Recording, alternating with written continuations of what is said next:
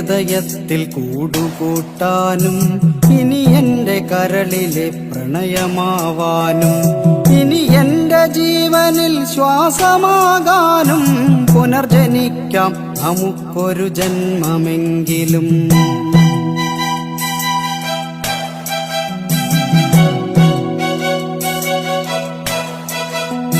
ഗതി മാറിയൊഴുകുന്ന നിള പോലെ നമ്മൾ ഈ ജന്മം വഴി പിരിഞ്ഞൊഴുകിയകലുമ്പോൾ പ്രാണനിൽ പ്രണയവും മിഴികളിൽ നോവുമായി കണ്ണീർ കയത്തിൽ നാം വിധിയെ പഴിക്കുന്നു.